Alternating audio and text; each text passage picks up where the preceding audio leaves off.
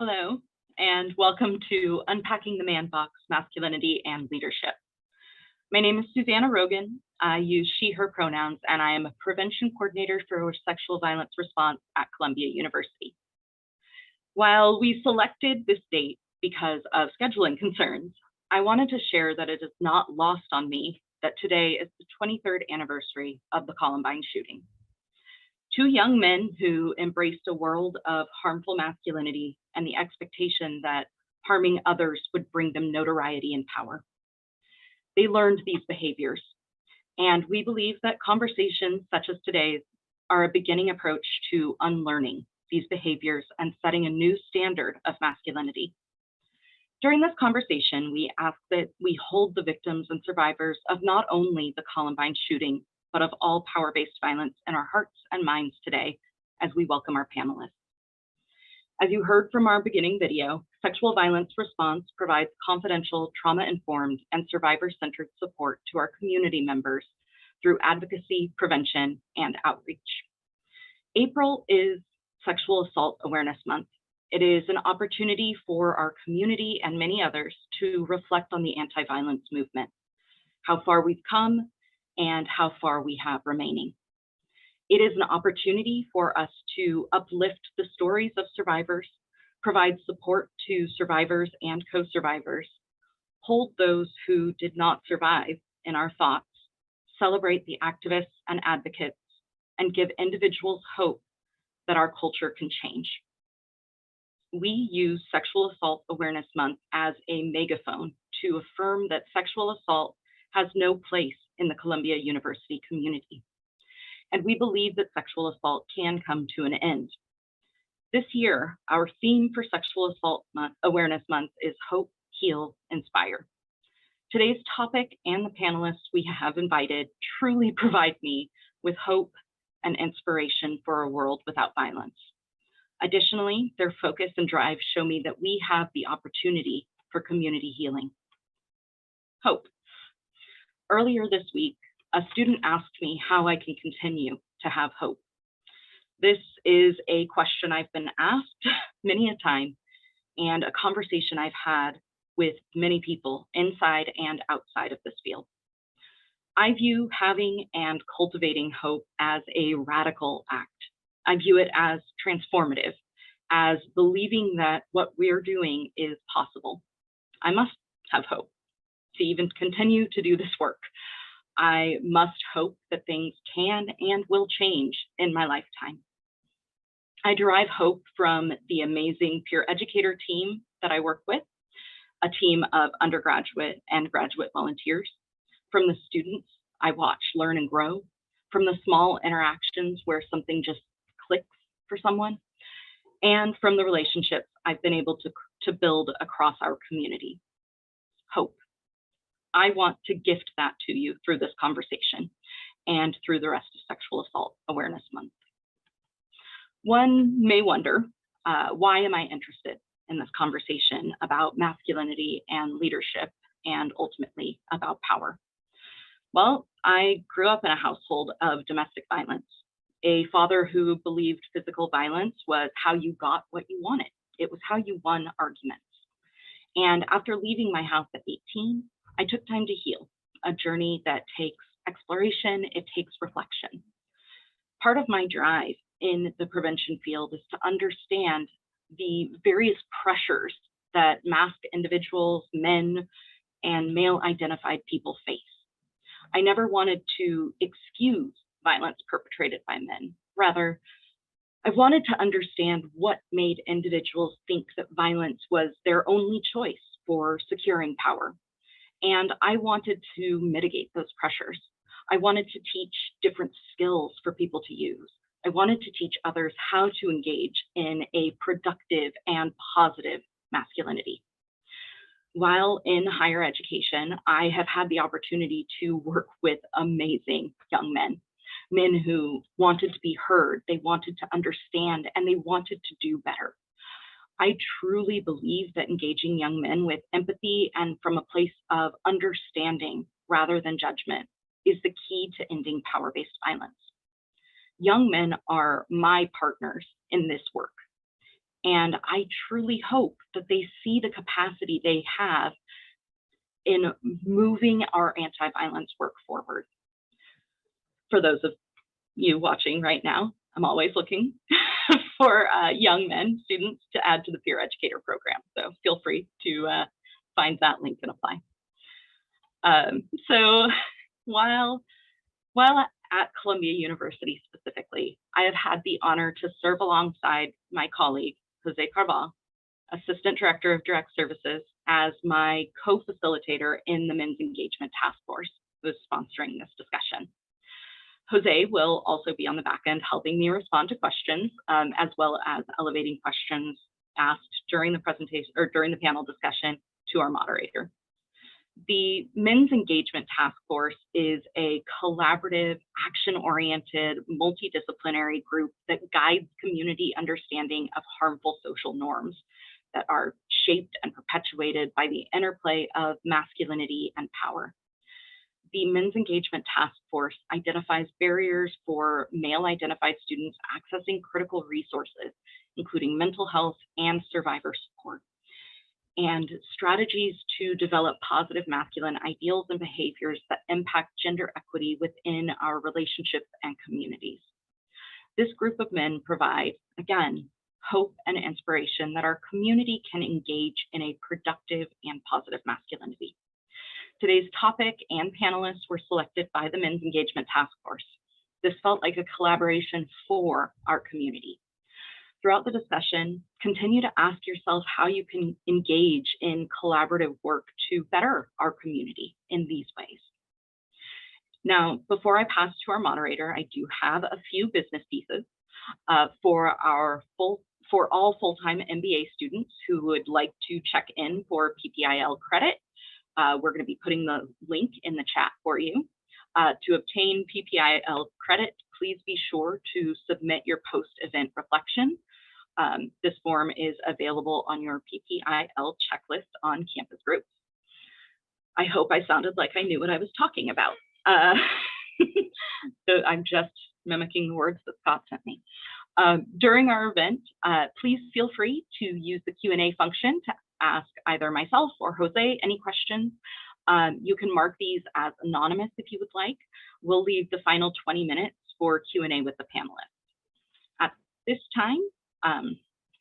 At that time, Jose and I will elevate questions to the moderator if we think that's something that needs to go forward to the panelists. Throughout the event, we do encourage you to take care of yourself. While today's topic discusses issues of leadership and masculinity, our panelists may mention topics that could potentially be difficult to hear. Please feel free to step away if you need to.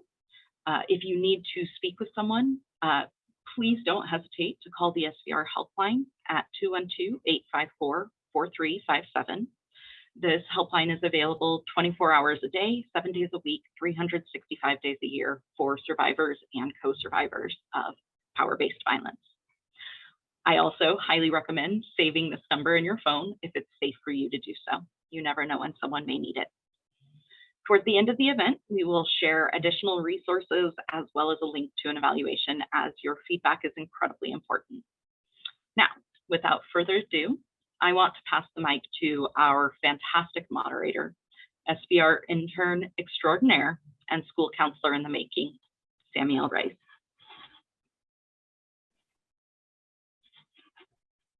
Hi, everyone. Thanks so much for being with us tonight.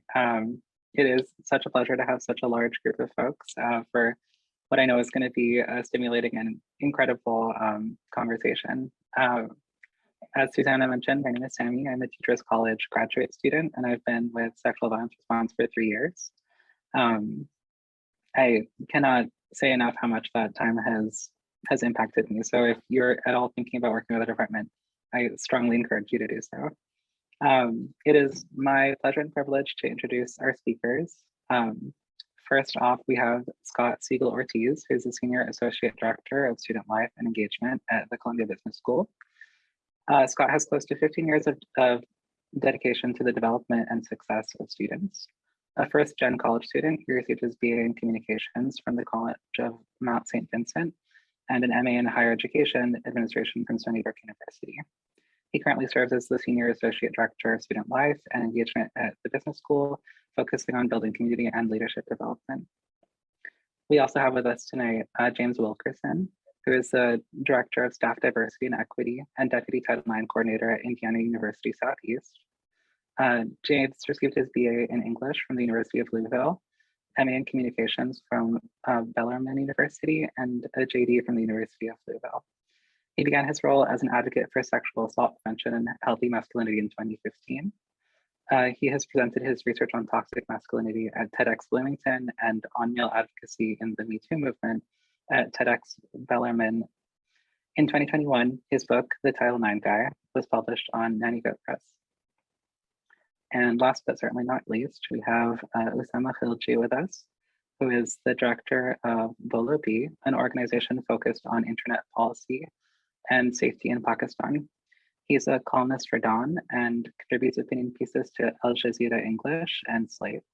He serves as a board member of the Global Network Initiative and as a member of Facebook's Privacy Experts Group for Asia Pacific. He holds a Master's of Science in Comparative Politics from the London School of Economics and a Bachelor of Science in Politics and International Relations from the University of London. Thank you again, all of you, for being here with us tonight.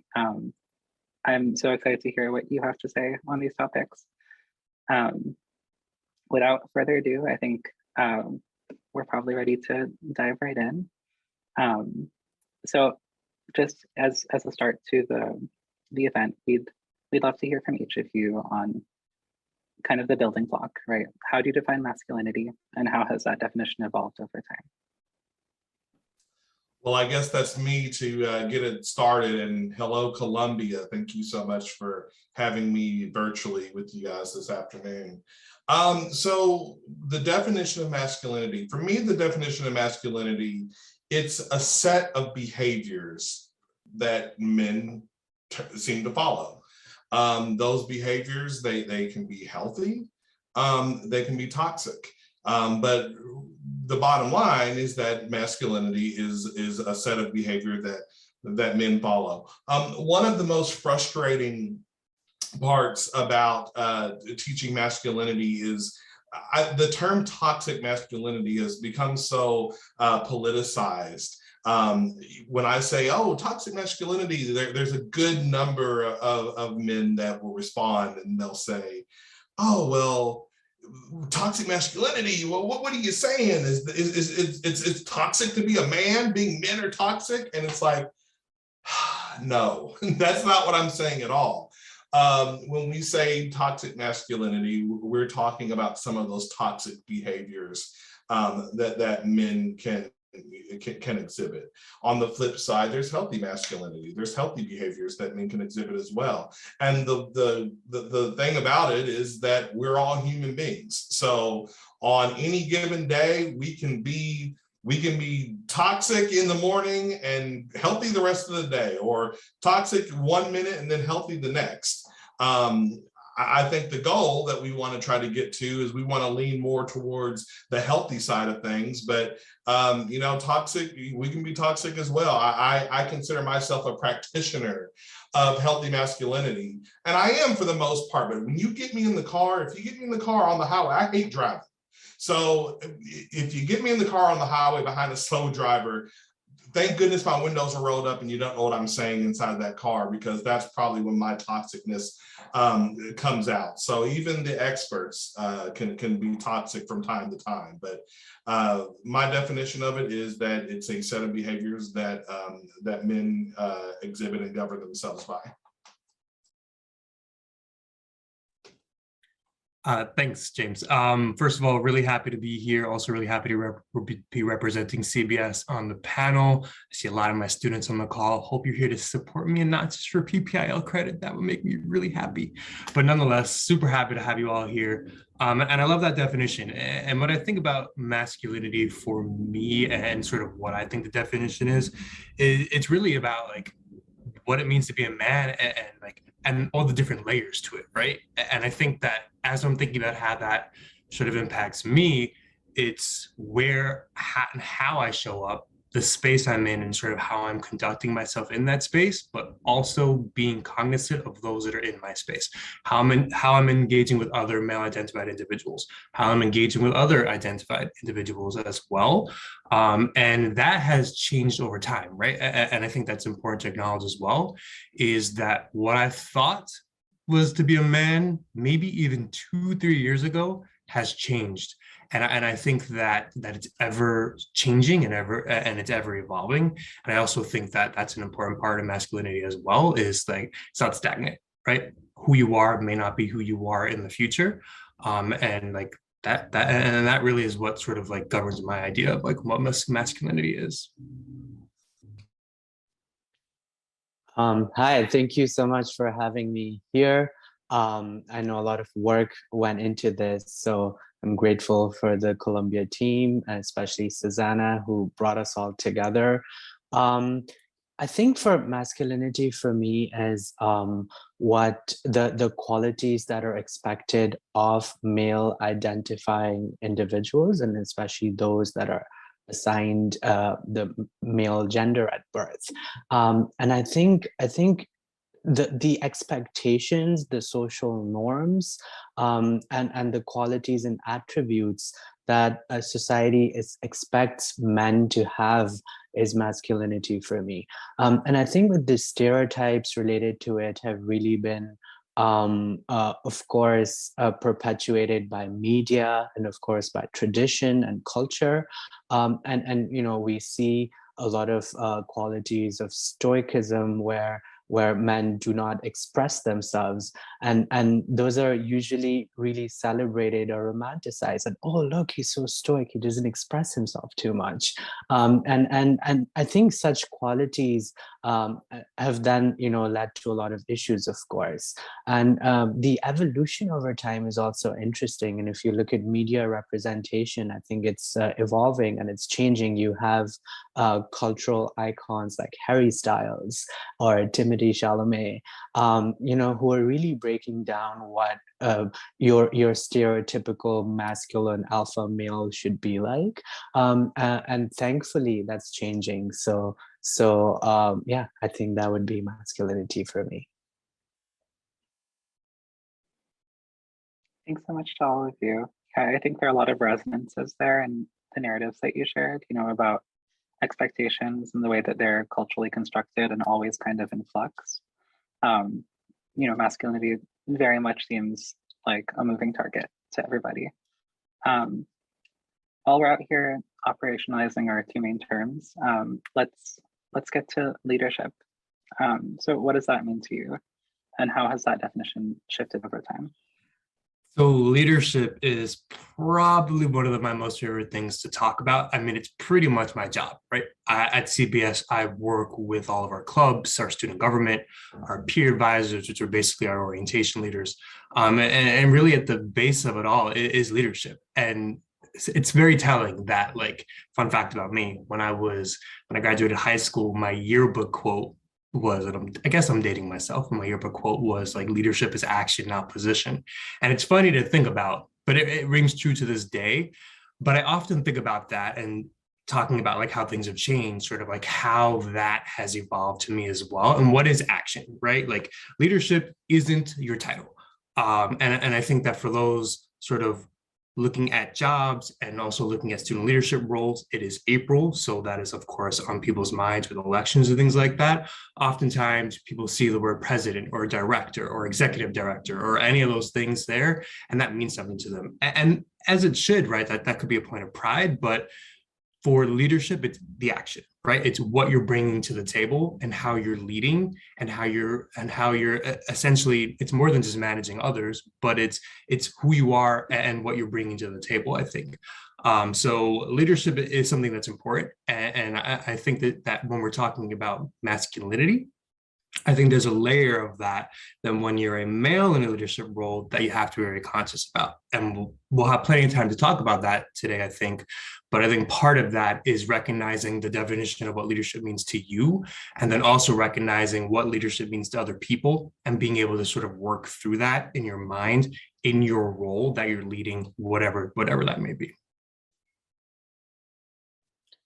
Thank you, Scott. That was very well expressed. And I think just building on that for me, leadership, uh, definitely I agree that it's not your position or title, but it's more of like what you do with it and your actions. And you don't, have to be in a particular title to be a leader. But for me, leadership, I think is just leading, facilitating, and taking people forward, giving them hope, and using and operationalizing empathy. And I stress on empathy because I think for effective leadership, you have to understand where people are coming from, what have they gone through, what explains their behavior, and then interacting with them, keeping that lens in mind. And through that lens, then you're able to encourage people or lead people further in whatever position you're in. So at the end of the day, I think empathy for me is one of the most important qualities that a good leader has. And a good leader will not force people to do anything, but be democratic. So I think taking in the views and what others feel is also super important. Thank you. When we talk about leadership, I think back to my time as an undergrad and being in a fraternity. And I think back to those election nights that we used to have when we were going to choose our new leadership in our group. And I just remember so many guys that would step up, and they had their speech and they had their little shirt and tie on. And, they just thought that they were going to be a lock for a different leadership role in the fraternity. And maybe they lost by one vote, maybe they lost by many votes, but I just remember seeing so many disappointed people and they were disappointed because they weren't going to be a part of leadership. And one of the main things that I would tell people all the time is like, look, it doesn't matter if you got voted in or not, because leadership is about action. Is your actions, are they inspiring someone? Is it motivating someone? Is it pushing someone to be the best version of themselves that they can be? That's how we determine a leader. As we all know, sometimes the person in the president role is probably not the best leader in the room. Sometimes it's the other guy that's sitting in the back that's going to be the leader, and that's going to have everyone's attention, and that's really going to push people forward. So, really trying to break out of this ideal of, oh, I have to have a title, to be a leader. No, you just have to have action that inspires and that motivates. Being a leader is something that you can do regardless of your position, your social economic position, your race, your gender, whatever, your age. My daughter, she's 8 years old, and I see her, I see her on the playground, she's leading through her examples and everything. So, I really think that's kind of what leadership is. And leadership and masculinity, they kind of go hand in hand. And I think they can kind of intersect a little bit, because when we as men exhibit that healthy behavior that I was talking about earlier, that really ties into leadership. What I mean by that is, think of the father in a household, a father with sons in the household. Those sons are going to be looking towards their father to build that masculinity profile. So what are you doing as the father in that house? Are your actions inspiring and motivating healthy behavior? You may be the CEO of your company, or you may have just started on your first day, but guess what? Those actions are, you're a leader in that household to your children. So, having that positive behavior I talked about earlier on, and that healthy masculinity, that's a way that, every man can be a leader in their own corner of the world. Thank you for that, everyone. It sounds like we can all agree that, masculinity is something that you inhabit, and leadership is something that you do, right? And, I know that we all in this call hold different identities, and those identities intersect in many different ways. So I'd like to invite you each to sort of reflect on the identities you hold and the impact that those identities have had on expectations of leadership placed on you, both positive and negative. Thank you. Yes, I think identities are, of course, a central part of not only who we are, but how we're perceived by others. And I think when it comes to holding a leadership position, there definitely a lot of expectations that are placed upon you. And I think speaking of identities, for me, I think being a cisgender male is a huge, massive privilege. And I think, in our patriarchal society, you get away with so much more if you identify as male, and you are seen through a very different lens as compared to if you were even a woman or a transgender person, and I think that privilege really changes things for us, and I think it's very important to be wary and aware of that. And then I think just ethnicity, race, your socioeconomic background, all of those identities also play a massive role, especially your sexuality, in the world that we live in today.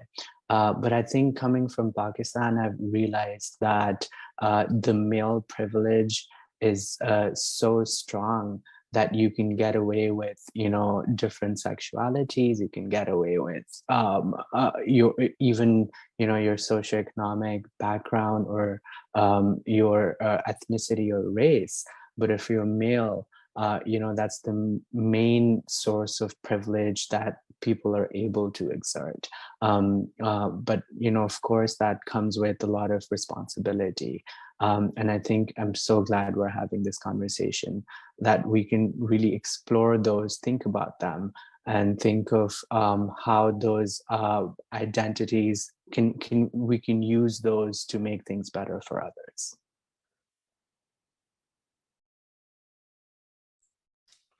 When it comes to identities, I'll give you a positive and a negative. For me, my positive, when I was trying to figure out exactly what my purpose was going to be in this big old world of advocacy, where you can go in a million different ways, really starting at the foundation and looking at myself in the mirror and, kind of understanding what my identity was. That was step number one. I'm a cisgendered male. Just so happens that being a cisgendered male, I'm part of that bucket where a lot of the problems are coming out of when it comes to toxic masculinity. So being able to understand my identity as a cisgender male kind of let me know exactly where I need to place myself. And it is inside of this bucket to lead other cisgender males in the right direction, and to use, this privilege that we have. Once again, privilege is another one of those terms that kind of get politicized. And I think a lot of times when we hear the word privilege, we automatically think of something negative. My thought is this: we're all privileged in some different way. Privilege isn't necessarily a bad thing if you are using it as a platform. So let me use my privilege as a cisgender male as a platform to kind of help others in this bucket be the best version of themselves that they can be. That journey starts with understanding what my identity is in that specific realm. On the negative side, sometimes I think identities can, if we don't take care, identities can silo ourselves a little bit. I think back to law school, and I think back to two organizations. We have our Black Student Union, and then we have our student government over in law school. Now that people looking at me like, oh, well, Joe, you Black, so maybe you should, this is you over here in the Black Student Union. And I'm like, well, wait, I can be the vice president of the student government. I can be the public service chair over student government. Why do I just have to stay in this specific corner for? Like, I can do all this stuff. You can do it too. Like, we can do this stuff together. So sometimes it's very easy for identities to kind of silo yourselves and limit yourselves if you're not to the place in your life where you can kind of just shake that off a little bit and keep moving upward. I'm loving this question, and I'm loving the answers that you both have talked about, because what I'm hearing a lot from both responses is this idea of bringing your authentic self. And I think that's incredibly important when we're talking about, like, what is leadership and what expectations do you have that other people have, but also what expectations do you have on yourself? And I would say that there are particular identities that people are less sort of inclined to speak to or show if that's a risk for people in the particular space, whether it's a workplace or in a personal circle. Like, so for instance, relating it back to me, I identify as gay. I came out, ironically, another fun fact about me, I came out when I was proposed to. So I basically was like, hey, guess what? I'm getting married and it's to a man. And like, fortunately for me, that I was very lucky because of the people I was with, that was okay. And I didn't really have too much blowback from that. But it also sort of enabled me to be a part of myself that up to that point, I wasn't able to speak to. So I do want to acknowledge that like sometimes when we're thinking about our identities, like, not everything is go at the surface. And I think that both James and Usama said that perfectly, but we may not always be able to be those people depending on where we're at. And I think that's a very important takeaway to do as well when we're interacting with different people in different circles. Yeah, I mean, thanks so much for sharing with us about some of these intersections of your identities and how together they mosaic to form a more full experience. I feel like I'm hearing from each of you this duality almost of who you are on the inside versus what the expectations outside of you are. And I'm wondering if we can reflect on that a little bit more. I'll disclose something of myself as an international student. Language is something that comes up for me a lot. The minute somebody hears I'm from Lebanon, like that reflexive reaction of, but you speak English so well. And I'll say, for me as a student leader, right, that has really impacted the way that I navigate spaces and what I feel able and unable to share, and then what folks assume my lane is. So I wonder if anybody has any thoughts to contribute on that. So a little background about me and where I come from. I was born in Indiana, and I lived in Indiana for the first 18 years of my life. And then I moved to Kentucky, and where I've been ever since. I'm 39. So I've been in Kentucky probably a little bit longer than I lived in Indiana. But either way, Midwest or South, we have a certain little accent that's kind of shared in this area. And I definitely remember that we have that accent, especially when I work with schools that are kind of out to the east. I was presenting at Harvard Sex Week a few weeks ago, and when we were kind of on the Zooms, kind of putting that together, they're like, "Man, you got a little accent on you, don't you?" And I was like, "Oh yeah, I guess I do have that." For me, it's kind of easy, I think, to kind of look at accent sometime as a negative, and it can be used as a negative. But I also learned how to use stuff like that as a tool for my own benefit. I didn't even really know that I had an accent until I was in undergrad. I remember being up at Indiana University in Bloomington, which is in the northern half of our state. And I'm at my cousin's house, so he's having a house party. And I'm talking to these girls, flirting as one would do. And a girl's like, "Where are you from?" I'm like, "I'm from Indiana. Where are you from?" "Well, I'm from Indiana too, but you don't sound like you're from Indiana." I'm like, really? Where do I sound like I'm from? You sound like you're from like Mississippi or Georgia, which is so laughable because if you know anyone from that part of the country, you know that it's definitely thick down there. But I realized like even in our own state, I'm like, well, I'm from Southern Indiana. So even in our own state, there's different accents that go along. But when I really, started to figure out like, hey, let me use this as a tool. When I found out she thought that accent was cute, oh man, I leaned into every single y'all that I could. I sounded like T.I. up there using that accent when I found out that I could use it for my benefit. And even today, I use it to my benefit today. If you've ever been to an academic conference, academic conferences are just prim and proper, and everyone in their nice little suits and ties and using all these super big words so we can show how smart we are. I'm not supposed to go to an academic conference and start out by saying, hey y'all, how y'all doing? Good morning. But when I do that, people perk up. They're like, wait a minute, who's this guy over here? Like, what's he talking about? It gets people's attention. It's something that's unique. And that was one of the biggest lessons that I learned in law school, was how to use your voice, how to use your accent and your personal effects as your instrument.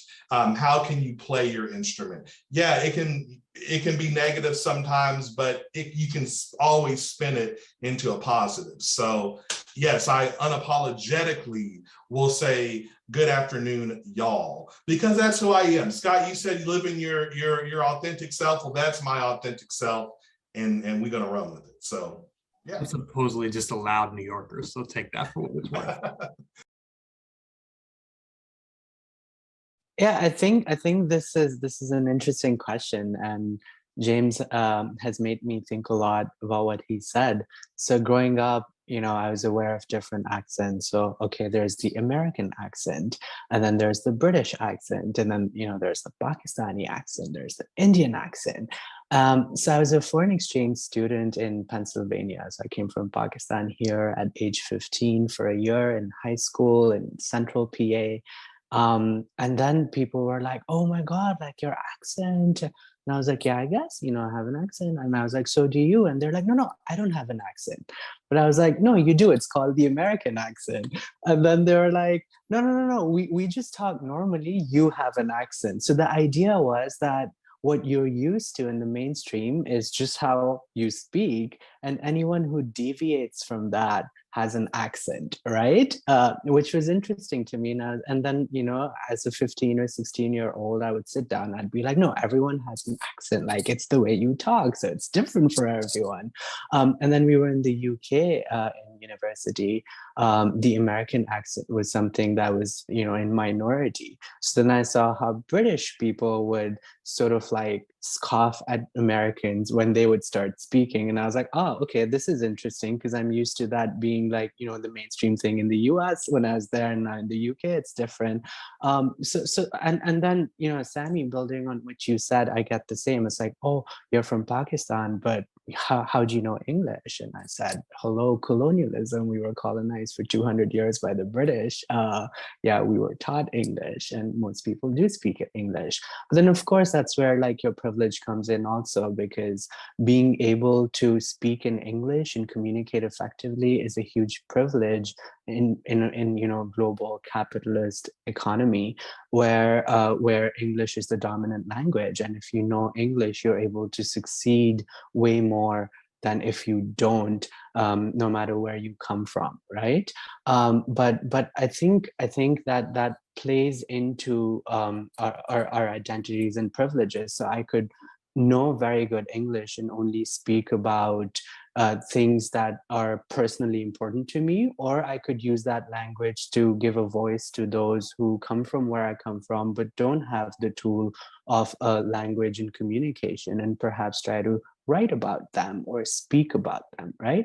So I think that's it's also very important how, if you come from an international background, I would say in this context, but if you come from another place in the world that's not well represented in the mainstream, it's also important to use like your accent or your communication skills to speak for those who are who are marginalized, and in different intersections. Yeah, a lot of that resonated with me. Thank you both. Scott, do you have any reactions to any of that? Outside of just being a loud New Yorker on the call, not at all. But no, I do think that like it is important to be to recognize that, like, I think the best comment that came out of this was recognizing that just because you don't sound the same doesn't mean it's a bad thing. It doesn't mean that you're any different than someone else. But it is sort of part of who you are and what makes you special. Like, I joke about my accent, and sometimes it'll come in, sometimes it'll go out. Like, people are like, from the Bronx, why don't you have such a large or like a really strong Bronx accent? And like, the Bronx is part of my identity, but like how I talk and how I communicate, is obviously something that can change from day to day, who I'm with, hour to hour. So again, it's just being sort of self-aware of what it is and who you are and things like that. Yeah, thank you all. That was really lovely. So we touched upon privilege, right?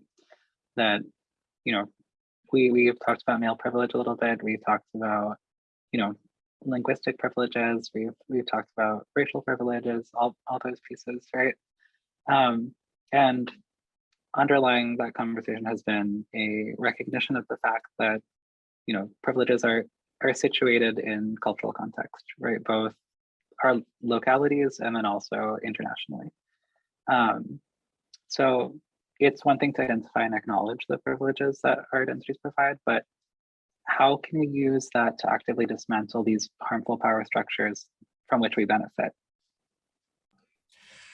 I think that's an incredibly important question, and to be quite frank, as the white man on the Zoom, I think it's also something that it's important for me to address, especially because as we're talking about masculinity and all the different layers to that, I often think about my role and where I am in my own company, obviously the business school and the team I'm on, and how that impacts who I'm in the room with. We do this really cool thing at the business school called CBS Matters. And it's basically an opportunity for students, and even I've done it myself, to step in front of a large group of people and talk about like who they are and go a little bit deeper beneath the surface. And the reason why I've loved being able to do that is I get to sort of open the book on who I am as a person and all the different identities that play into who I am. And all those identities come with different types of privilege. And I think the most important thing to keep in mind as we're looking at using this topic to sort of disarm what could be harmful to other people is being aware of it. And that's half the battle right there. If I'm stepping into a room, I understand what my voice and how my voice carries and how that can impact other people. If I'm on a team of let's say, for instance, female identified individuals, or people who don't necessarily have or who are represented the same type of privilege that I may have, I have to be aware of that and I have to be cognizant of that. And that takes active listening. That takes active being aware of who you're at, in what room you're in, and things like that. So I think that this is incredibly important to talk about. But I do think self-awareness is a big sort of strategy to keep in mind when we're talking about how we dismantle these things. Absolutely. I think self-awareness, like Scott said, is, takes you halfway there. And I think, using privilege to dismantle the power structures that really benefit us is so important if we want to be effective leaders. And I think when you think of, say, like bystander intervention, I think it's very, very important. If we're seeing sexist behavior, if we're seeing sexist jokes being cracked, and this is not necessarily at work but even otherwise, I think it's important for us to step in and call that out.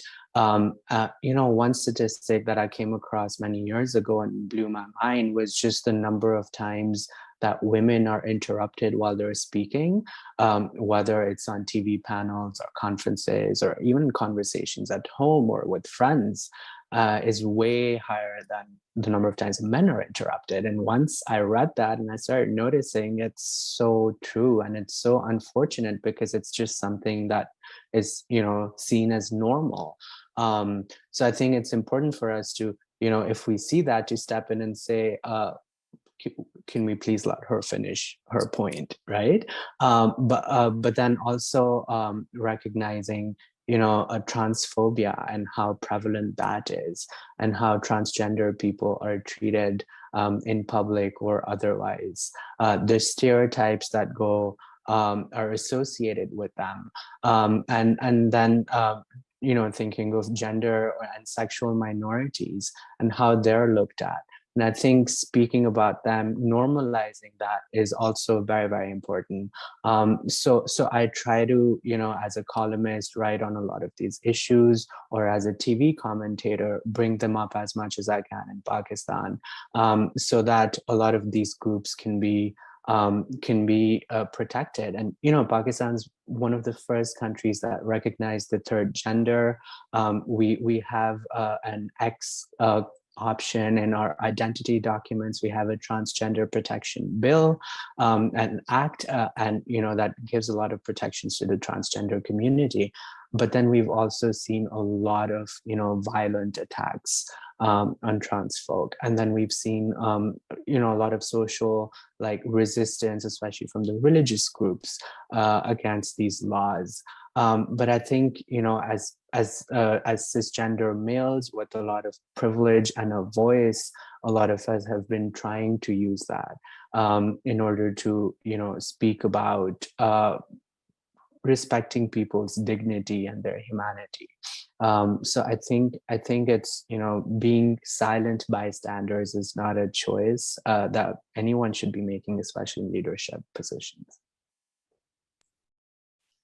I think if you want to work on changing structures and trying to remove toxic masculinity from structures, I think it's important to understand the people that are coming into these structures and trying to catch them in the beginning. I started my advocacy work working with college age students, undergrads, but what you realize pretty quickly is, man, we need to start catching people a lot earlier than college. By the time they are walking into in the classroom on our campus, let's be honest, I mean, sometimes it's too late because you've had 18 years of toxic behavior ingrained in your head. So let's try, maybe we can go back to someone's formative period, because behavior is taught, right? I mean, that's how we learn behavior, is through watching and through those early lessons that we get. So I think that if we're going to kind of attack the structures and try to change the structures to something that's more inclusive and something that's healthier, it's working on the people that make the structure and working in a formative period. Maybe that is teaching lessons when a young boy is going through the adolescence period. Maybe that's teaching lessons, whenever you're transitioning from middle school to high school. Maybe that's teaching lessons during the pledge period of a fraternity man or something of that nature. But really, the areas of life where one is going to learn the standards and the customs and the practices of whatever that organization is, whether it's a family, a school, a fraternity, a sports team, whatever.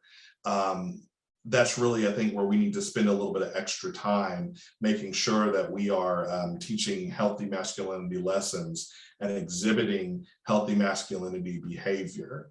And I think the exhibiting part is really maybe even more important than the talking part.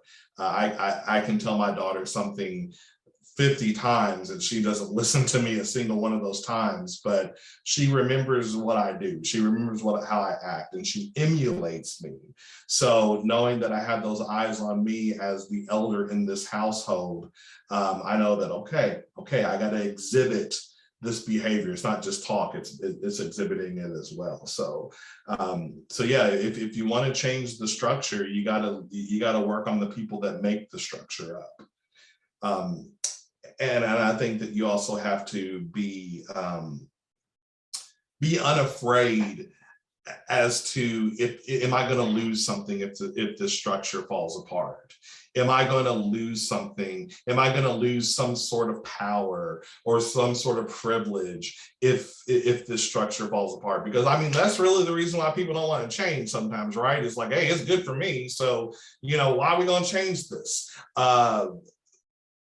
But kind of thinking about, hey, what's the greater good?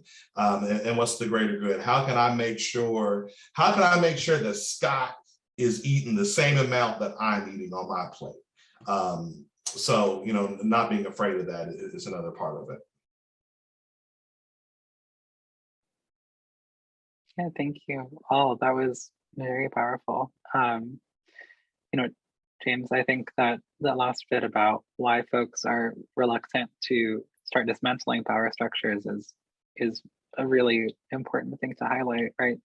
When people benefit from broken systems, right, they are disinclined to intervene in fixing them, right?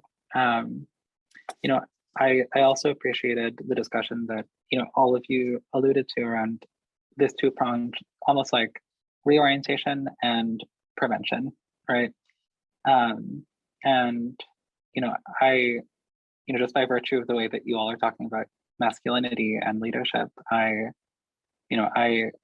it sounds to me like you have all done a good deal of unlearning as well. So I guess I'm wondering if any of you would be willing to share some mistakes, right? Some mistakes that you've made regarding masculinity and leadership, and how did you go about repairing those ruptures, and what did you learn from them? I think it's important to model that, all of you who are doing incredible work, right? You learned, right? So I think we'd all love to hear a little bit more about that. Yeah, I think I'm always really careful and sort of guilty about being too paternalistic. And I think that comes with masculinity and leadership, where you sort of try to make decisions for others, or sort of implicitly or explicitly tell others what to do. And I think sometimes I just find myself in a position where I think I know better what others should do than they do.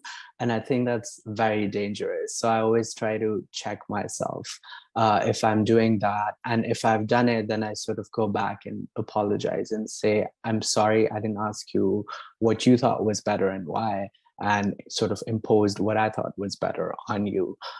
So whether this is at work or with students or in other interactions. So I think that's very important to keep in mind. And I think this is where just the innate importance of democratic decision making comes in, and the emphasis should be on that. Of course, you need to know how to facilitate different views and different voices that you hear, but I think a good leader will sort of try to find that balance rather than impose a view of their own. I think my experience comes from working in higher ed, where in most cases I'm in an office, and I alluded to this a little bit earlier, but in most cases where I've been in offices where I'm one of the few male identified individuals, yet time and time again, when there are questions or when people look for opinions, the eyes fall on me for whatever reason. And I have, being very transparent, have sometimes entertained that, right? If someone asks me a question and knowing that I may not be the most, expert on that topic in the room, they're asking me a question. So I am more than willing to answer that. And I think that has been something that I've been very conscious about. And then as I've grown professionally and I've become more aware of who I am and what the power my voice brings, I've been more evident to that, and I've been more aware of that. And whereas in the past, I may have been eager to answer for whatever reason, now it's sort of being more conscious about I think with some of you were talking about this as well, is being well, I'm not the best person to answer this. How about my colleague here? Or taking myself out of the equation, period, and being hey, you know what, this is not something that I know much about.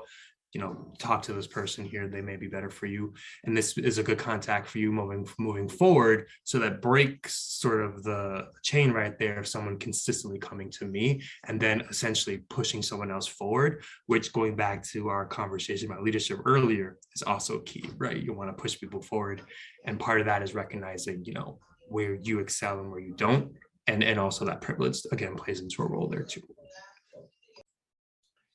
If we're talking about mistakes in masculine leadership, I think back to the very first time that I had an audience of fraternity men that I was supposed to talk about consent with. And my mistake was in my approach. I walked in that room, and remember, I'm a second-year law student, so of course I think I know everything in the world. I walk in that room, and I got case law, I got legislation to cite, I've done memorized all the statutes, like I'm ready to go. Like I could, if I was teaching a law class, I would have been on point that day. Thing is, I wasn't teaching a law class. I was teaching a room of 18 and 19-year-old men who may not have wanted to be in that room in the first place. And when you start, even us lawyers get bored with legislation when we have to read it a lot. So you can imagine an 18-year-old, they're checking out pretty early. And what I realized is like, hey, if I'm going to be in these spaces, then I need to change up the way that I'm presenting this stuff.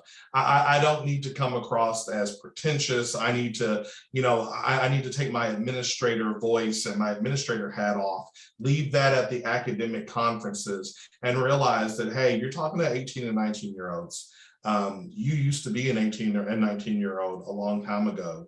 So speak in a language that can have people relate to you. Be relatable to your audience. At 18 and 19-year-olds, you know what they're talking about because you used to talk about it yourself.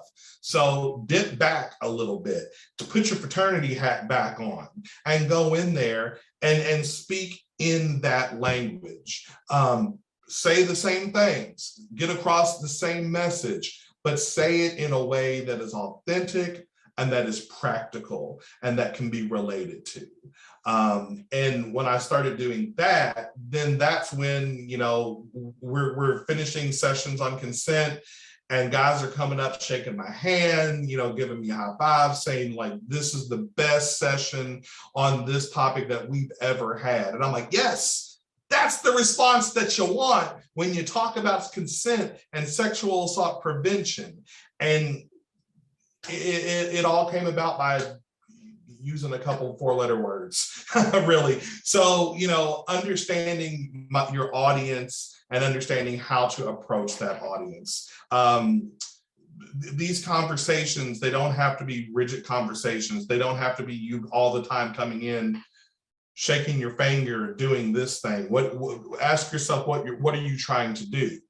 Is your purpose to punish? Because if your purpose is to punish, then yes, shake the finger. But if your purpose is to inspire and motivate and create advocates, my dear grand, bless her heart, she would always say, you catch more flies with honey than you do with vinegar. So how am I going to give you all this information and all this knowledge with the biggest jar of honey I possibly can? So that's the mistake that I made earlier on. And I just had to think about what my grand used to tell me. And we were able to turn it around and change it to a point where now we have fraternity men kind of all across the country that are kind of getting excited for this stuff. Yeah, thank you all for your contributions there. I think there's this really lovely acknowledgement of the fact that, to connect this back to some of the other things that we talked about, our voices carry differently in different spaces, and we have access to different rooms. I mean, even the 4 of us on this call, right? We inhabit, masculinity very differently, I would say. And that means that, the way that we are received in these conversations is very nuanced. And, I think that really is our work in, ending sexual violence, right? We have to use those voices and be in those rooms where where others might be received differently, and be those advocates. So yeah, thanks a lot for all that. So shifting gears a little bit, I know we've talked about this a little bit before, but I would love to hear your take on beginning the transition back to in-person learning from this virtual world we've been in around COVID. I think especially for college students, there's been this intense period of social development that they've had to engage with very differently than we're used to, right?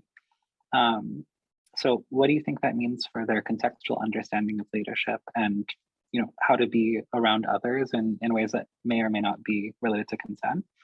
And what can we do with that? Well, if you are a student on this call, one of those 69 participants I see in there, and your freshman year of college was at home behind the computer, let me first say that I feel for you. Man, do I feel for you, because all of that excitement of going to college and stepping foot on campus and living in your dorm. I mean, you guys miss that, and that really stinks. So my heart goes out to you guys. And I'm sure some people are like, yeah, man, it was rough. It was rough. I know. But I think that unfortunately, it can put students behind the curve just a little bit. In higher ed and colleges, not all the lessons you learn are going to be taught inside of the classroom. You're learning lessons on campus. You're learning lessons living in the dorm. When you move into your dorm, for the majority of you, this is going to be the first time that you are living under a roof that was not your parents' roof. So you missed out on a year of that independence. And with that independence comes different lessons that you learn. Managing your budget, cooking for yourself, all the little survival things that you pick up in that first year, is kind of robbed from you. And unfortunately, it kind of puts you behind a learning curve a little bit. When it comes to, the social world of college, once again, there's a whole social world that is very different than the social world that you had in high school. So having to sit at home looking at a screen, you're missing out on that social world, and you're also missing out on a lot of the customs and the ideas and the here's how we do it that comes along with that social world. So in a sense, this year we're kind of trying to play catch up a little bit. One of the things that I was very concerned about on my campus was Halloween for us at our campus, and we're a smaller school, much smaller school, but Halloween is really the time where you see the most parties. All of our fraternities are throwing Halloween parties. They coordinate it so where it's 3 huge events for all 3 of our groups. And I am, as our Title IX coordinator, I am scared to death because, like, oh gosh, here are all these freshmen who didn't get to be here last year. So for them, going to a big party, dealing with alcohol at the party, dealing with, consent at the party, a lot of this stuff is going to kind of be new for these students. So, you're kind of nervous on that sense with all the lessons you didn't get taught. The other part of my job, outside of Title IX, I'm also our diversity coordinator on campus as well. And kind of one of the things that I've seen and some of the cases that I have are people that are used to the person that they have been behind a keyboard versus the person that they are in real life. Behind the keyboard, I can very easily turn this video screen off. I can hit mute and say all types of things about Sammy and then come right back on and like, hey, Sammy, how you doing? can't do that in real life. And people, you'd be surprised at some of the things that get said in the classroom because you realize, like, you know, people haven't made that transition over. So yeah, unfortunately, we're playing catch up to some of those social lessons. How we can use this development to create new structures. I think the biggest thing, and this is for us administrators, this definitely for us administrators, but maybe for students as well, is to remember to show each other grace, to remember to show grace to these students that have had to come through this terrible period. You know, it's easy for me to just be in my role, like, oh, what was that person thinking? But backing up a little bit, taking a breath, and just remembering to show this person grace and understanding that, hey, they didn't get the opportunity to learn some of the lessons that you got to learn whenever you went to school. So I think showing grace is kind of a way we can start to build a structure that is going to have a little bit more empathy added to it, because I think that's what the world's missing, man. The world is missing is missing empathy, especially right now. So I think having a foundation that's kind of built on grace and empathy is kind of the way to go there. Yeah, I think on the one hand, where it's true that, you know, a lot of students have missed out on the physical interaction in many different ways that you get at campus as a student. But on the other hand, I think a lot of the students who were studying virtually have also experienced the world in a very different and new way, which is fast becoming the mainstream real world, right? And I'm of the view that the offline world is not very different than the online world is not very different than the offline world. It's a reflection of your offline world. And I believe, you know, this generation that's maybe in their late teens or early 20s have TikTok, have Instagram, have Zoom, and all these apps that they've really used in many different ways that haven't been used before. But what we're seeing now is also a shift in how, say, work or offices function and how universities function.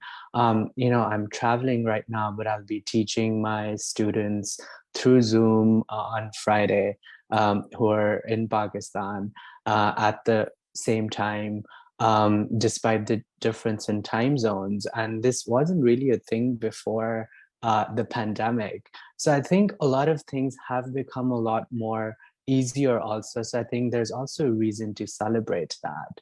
But then at the same time, of course, there's been a huge gap in interpersonal relationships. But I think it's also an opportunity for us to use this to perhaps learn new things and to challenge a lot of the assumptions we had about life, about leadership, about our roles, about masculinity, and other factors pre-pandemic, right?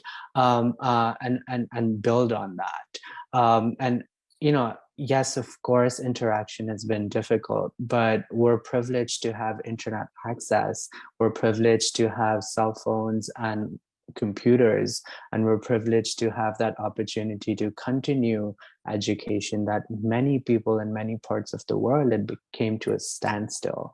So I think that's another privilege to be grateful for, and perhaps take that forward into how I wouldn't say post-pandemic, because, you know, COVID's still there, but how we progress from this. So I'm thinking about my answer for this question, and I want to take it in a little bit of a different direction, acknowledging that we do have older students or students in graduate programs, obviously, like my MBA is on the call. And I think, in particularly to what I've seen at the business school, right? Like if you're here for an MBA, obviously you're here for the academic piece. I hope so. But like you're also here for the community and the networking, right? Like networking, getting a job, that is half the battle right there. And in conversations with my student leaders that I've had over the past year, people are exhausted. And I think that was something that became very evident when we first came back in the fall, and then most certainly in the spring, when in particular Columbia removed a lot of the restrictions, that sort of opened the floodgates to all these different interactions where a lot of our students who may have held full-time professional jobs in the past came back. They were high flex or virtual for quite some time. All of a sudden, everyone's in person, everyone's excited, but at very different levels of comfortableness. So I do think it's also important to acknowledge that like everyone may have very different levels of comfortability in how you interact. And in particularly with like the business world, that's going to change how people do business. We're even seeing it now where some companies are still not fully back in person, and that impacts our ability for our students to go visit them in real time, like they would normally do pre-pandemic, or how those interactions are happening.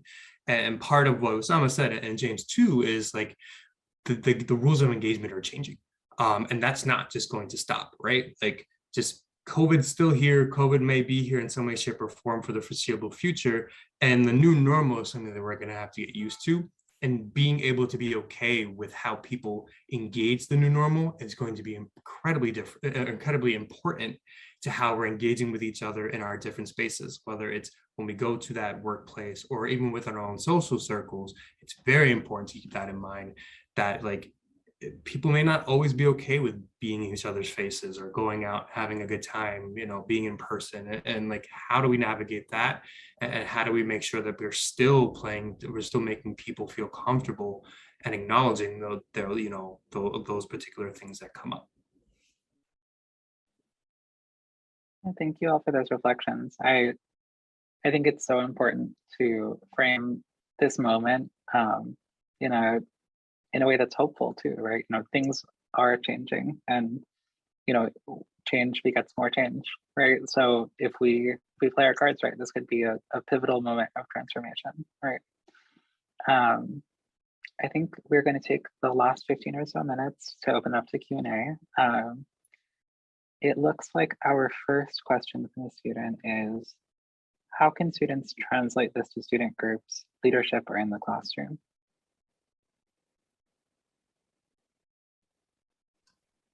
That's a great question, especially because like I referenced earlier, it's April and it's election season, and that's probably on everyone's minds.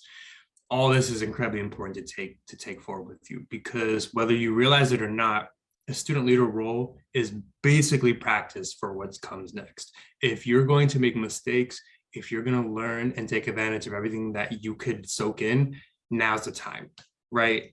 Someone mentioned it earlier, I don't remember who, but like, here's the opportunity for you to learn in a very safe space and be able to take advantage of what's outside of the classroom.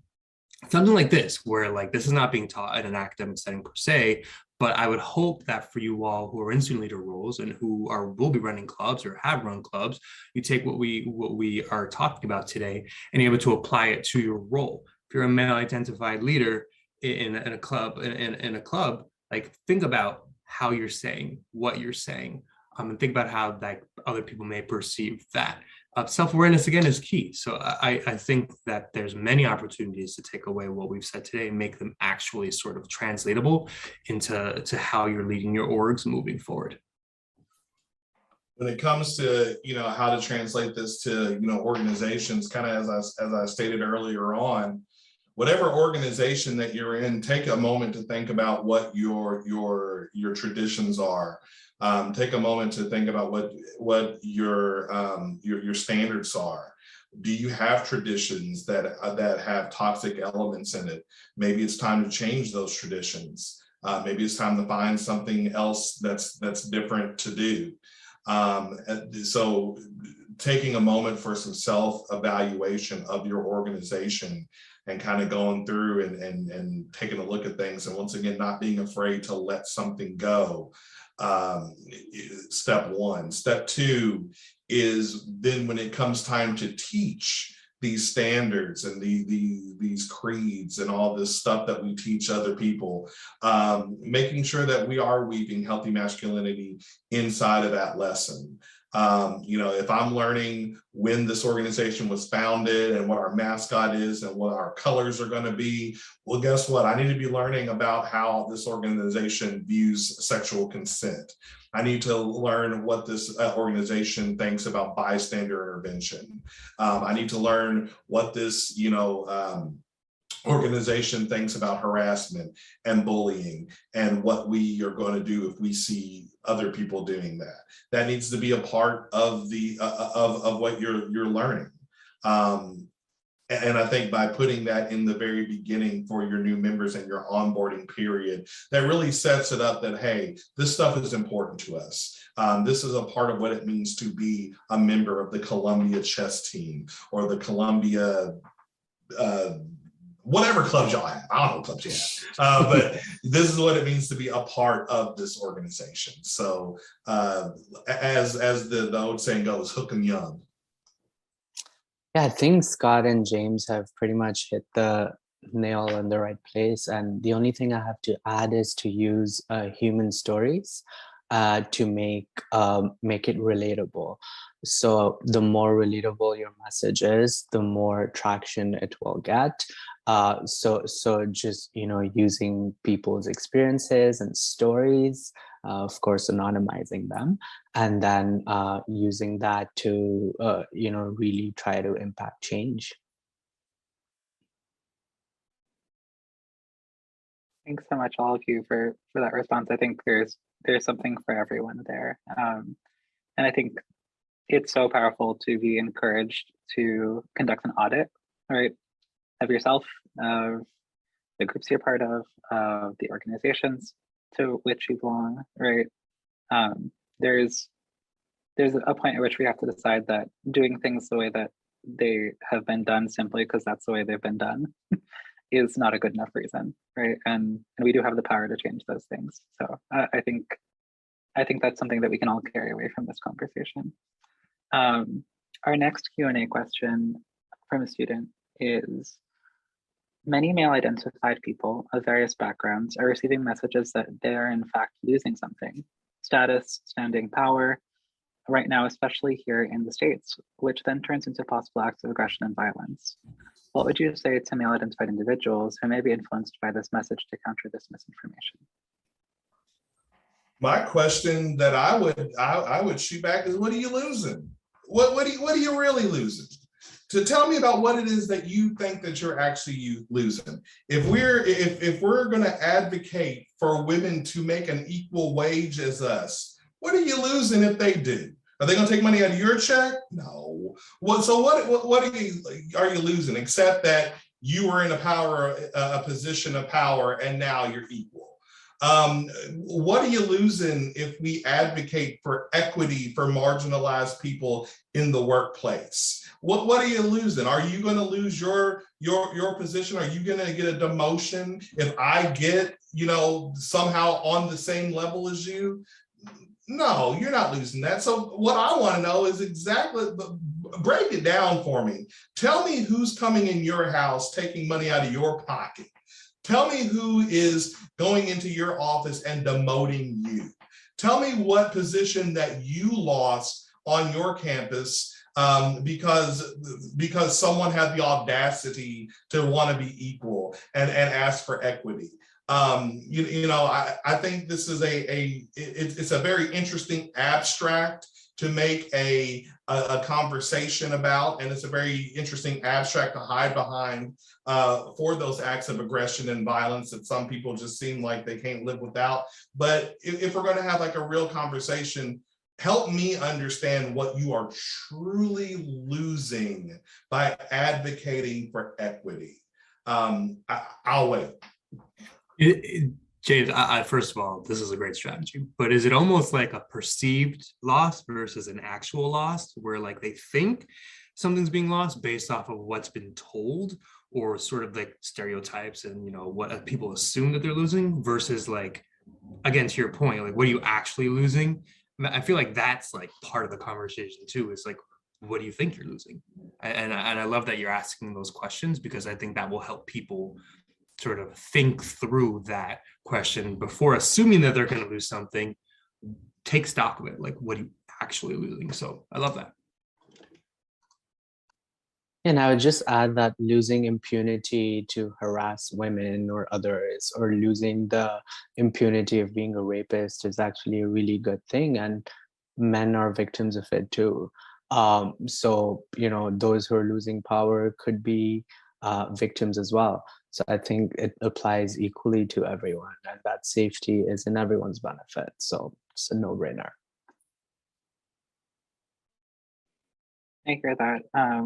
And I think that, there's something so powerful in acknowledging that just because folks have been habituated to an imbalance doesn't mean that somebody's floor coming up to your level is a loss of what you have already, right? Unfortunately, I don't think we have time for any more Q&A questions. We got a lot of really lovely questions that I wish we could all talk through. I know, the four of us could probably be here all night having this conversation, but in the interest of respecting everybody's time, I think we're gonna need to bring it to a close. I do want to say thank you so much to the three of you for making this time, and for everybody who came to the event. I know I am walking away with a lot of hope and inspiration, and I hope that's the case for our attendees tonight. I know Susanna wants to jump in to wrap up the event, so I'll cede the floor to her. Thank you, Sammy, and thank you so much, James and Scott and Osama. This has been wonderful, and I too could be here all night having this conversation. So I truly appreciate it. I'm sorry to those whose questions we were not able to answer, but they were fantastic, and I really wish that we could have had that opportunity. I want to thank everyone for attending tonight. My personal hope is that you learned some additional strategies, really for creating spaces of equity and being a prosocial bystander in the face of inequity. Again, I want to thank everyone for attending, and all of our panelists and our fantastic moderators. So I appreciate each and every one of you, and I wish everyone a good night. Thank you. Bye-bye. Everyone.